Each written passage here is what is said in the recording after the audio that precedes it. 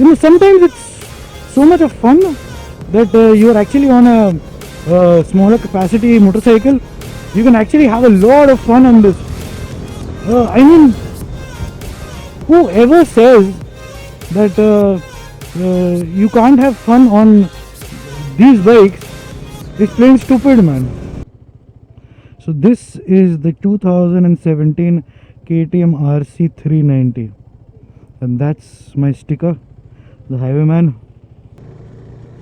So before I start saying anything, I would like to wholeheartedly thank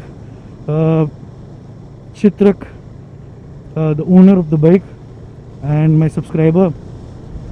He's been really supportive.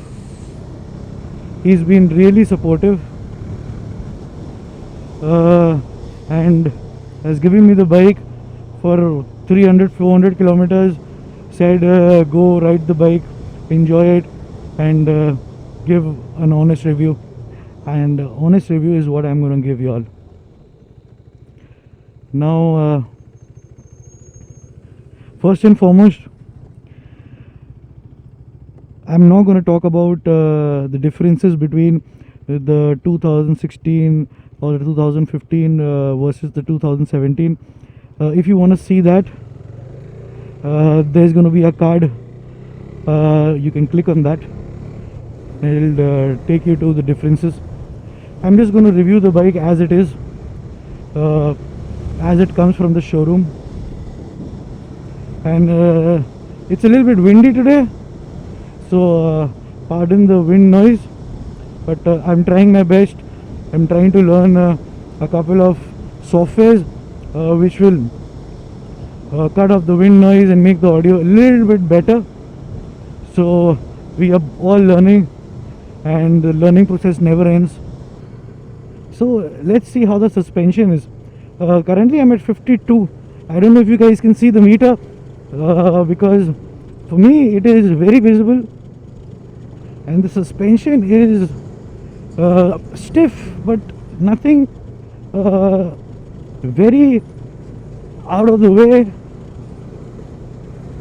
See, I didn't go all out on the bad roads, because come on, we have to understand that this bike is not meant to go all out on bad roads. This is not an off-roading motorcycle. This is a pure fun motorcycle, and we tend to keep it like that. So as I was saying, this bike is 43.5 bhp, 36 newton meters of torque. Man, that's awesome. And it does 0 to 100 in 5 seconds. Now let's talk about the comfort of the bike, which is the second question why people shy away from these kind of bikes. Many people think that this is a very front biased bike. Well, I'll just tell you one thing. Yes, it is, but not as much as any superbike you would ever ride. If you tend to ride a superbike in your entire life and you want to upgrade to 1000cc, this is the bike, and this is the milestone you have to touch first. You do not jump from anything lesser than a 30 bhp bike to a 1000cc bike. Trust me on this. This will give you all the training required to handle a superbike. So how much does it cost? Well, out here in Calcutta, it costs probably close to 2,60,000 rupees approximately. I'm not sure, but for that price, the amount of power you're getting, and yes, it's a single cylinder. You cannot compare it to a Ninja 300 or an R3, but the feature this baby packs and the power it packs, trust me, I don't think you'll ever understand why on earth would anyone go and buy a Ninja 300. Now this is stop and go traffic. Now a lot of problems used to happen when people used to actually ride this bike in traffic. Yes, And my question is, does your bike heat? Right? Well, it does heat. As you can see, the temperature is high. The radiator is on right now. Yes, even doing 70-80 kilometers, it will not cool up the bike that much, because we have to understand the fact that summers are here. We are not waiting for summers anymore. It's already here and it will get hot. But the good part is, it is not heating or cooking up my thighs. In my 450 kilometers of review, I have not felt any heat on my leg.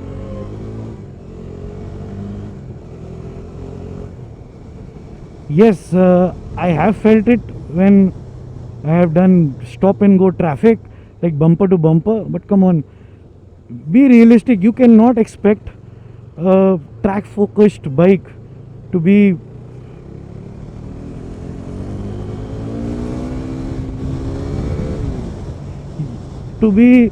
a commuter.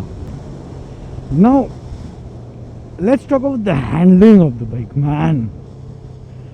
Now that is the USP of this bike. The handling is outstanding, man. I would compare it nothing less than a liter bike. It is bang on. It is planted. Those tires and the trellis frame, it is amazing. I could have not asked for more.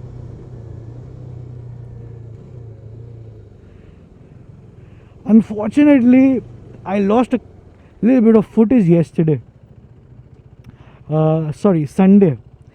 Me and my friend were riding on the highway, and he had a Duke 390, the 2016 version.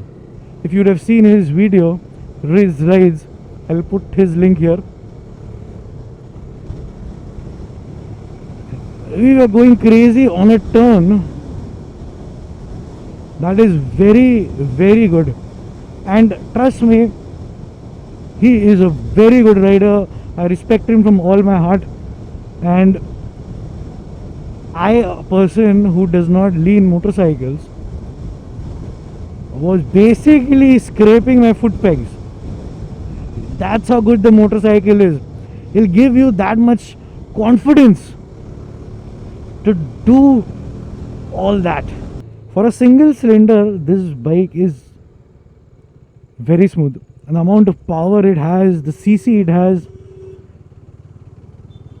it is perfect. The only drawback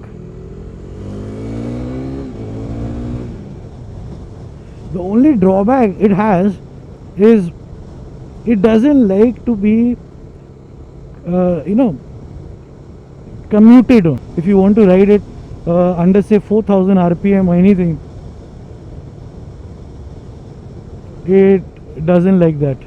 This is a front biased bike, which is normal, man. Come on, it has to be a front biased bike. That's how you get the sharp handling, the precise turning and everything. It is still comfortable, man. I'm telling you, I'm not comparing it to the old RC and anything. I'm gonna give you as the bike is in 2017. The bike is comfortable. I'm 5'6". I'm crouching down a little bit. It is fitting me perfectly. And I have no problems whatsoever. I just got accustomed to the bike. Probably in 10 kilometers or something, people who are coming from an R15 will feel right at home. Is it bang for the buck? Absolutely, man. There is nothing more bang for the buck than this motorcycle. See, I'll tell you very honestly, I am a person who does not like the gizmo shit, okay, on motorcycles. The only basic thing this motorcycle has, okay, is ABS, which is needed for this motorcycle. without a shadow of a doubt. This motorcycle needs an ABS, and it has one. It's got awesome brakes which will stop at a dime. Until you're a professional racer, you will not need better brakes than this. Hell, I ride a Hayabusa and this has got more better brakes than the Hayabusa also. Man, the tires on the bikes are amazing. They are simply perfect. You will not feel a point where you think that you don't have any grip, provided you keep the right amount of air pressure on the bike. What I did on this bike was 30 in the front and 33 at the rear. Why did I did that? The company claims 28.5 in the front and 28.5 at the rear for a single rider. Okay, now that's called pressure, and for pillion it's 32.5 for the rear and 28.5 in the front. Now since the tires are hot before I actually went to the pump and everything, so 2-3 points up and down is normal. So what I did is I put 30 in the front, 1.5 up as the recommended, and 33 at the rear, so that brought it up to the exact same pressure or closest you can actually get. There's one question which people who actually buy this bike will never ask. Mileage kya hai? What is the mileage of the bike? See, I'll tell you very honestly, I thrashed the bike, and by the tone I said thrashed with a R. I can tell you that you will not get anything less than 26 kilometers to a liter. Probably you will get 28 or something if you ride it very decently, but I wouldn't expect much. You have to understand that this bike is a 400cc, 43.5 bhp, does a top speed of 170 kilometers an hour. So this is the motorcycle, beautiful. He had gone to the KTM ride, so this hasn't been removed yet. I don't know what this was, probably something. Beautiful looking bike, man, beautiful looking bike, without a shadow of a doubt. Can you tour on this motorcycle? Hey, yes, you can tour on this motorcycle. You just have to have, you know, the willpower. And trust me, for me, see, I'm no light rider, I'm no fit person, okay. I'm a 31-year-old, 87 kgs, 5'6", short guy. I can do a 3,000-4,000 kilometers on this motorcycle, man. Until I don't have to do any off-roading, that is. Off-roading is a no-no for me on this motorcycle. I'll basically get spondylitis if I do off-roading on this. What are the direct rivals for this motorcycle? Well, you can say the Ninja 300 and the R3, but trust me, I'll tell you, I would certainly go for a R3 if I had that kind of budget, and if I want that premium feel, or you know, the Yamaha reliability, the twin cylinder and everything. But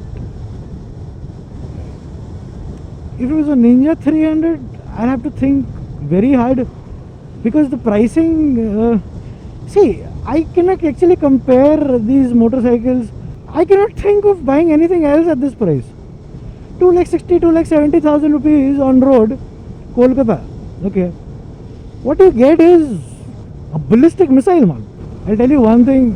This right here is a package. A package that you should never ignore. If you are looking for a fair motorcycle at this price. See, the only downside I find for this motorcycle is it kind of vibrates at low RPMs. Okay, so when it vibrates, you can see the handle, it goes a little left and right.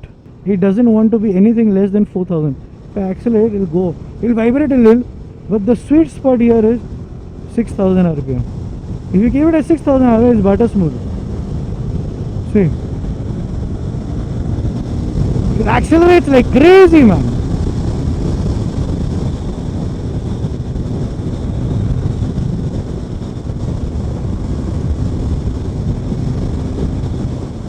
Now let's talk about the sound of the bike.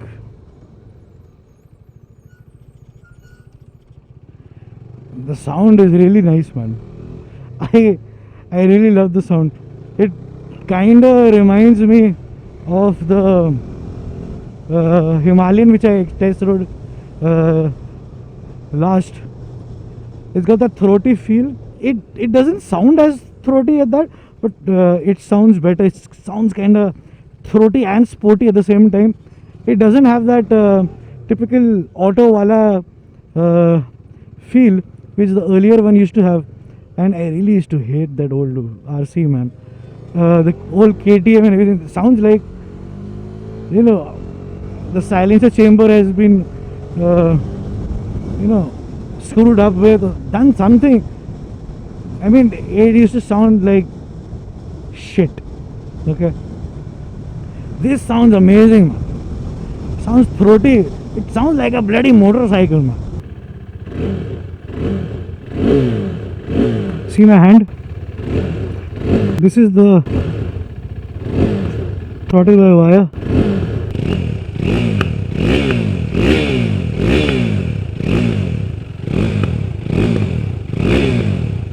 The seat is very comfortable, especially the 2017 has got a softer seat.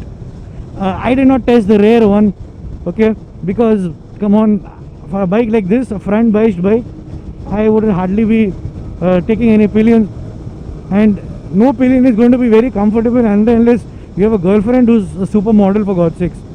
So I wouldn't ask much. This bike is not meant for pillion riding. Now one more question which people must be thinking, since this bike is 7 kgs heavier, is it as fast as the old RC 390? Well, I'll be very clear on this. 0 to 100, yes, it's faster. I've done 0 to 100 in 5 seconds. The top speed of the bike is 10 kilometers lesser than the old RC. Yes, 10 kilometers. Why, you must ask, is because of the Euro 4 emissions and everything. It kind of choked up the bike. Plus 7 kg is heavier. Even after having a little bit more torque, a little bit more bhp, this bike is 10 kilometers slower than the old one. And that's not a marginal difference, man. I cannot say that it's a marginal difference. The older RC used to do 180, 182 is what I have heard, and I know a couple of people who actually done it. I did 167 on this bike. I could have gone more, okay. I could have done 170ish, because I ran out of road first and foremost. There was a lot of traffic. Secondly, the bike has just done 1865 kilometers. But yes, I can guarantee you that 170 you can actually do on this motorcycle without any problems whatsoever. It is perfect for that. 0 to 100 is faster than the RC. See, I'll tell you very clearly, this bike is not meant for just top speeds. This is a corner craving motorcycle.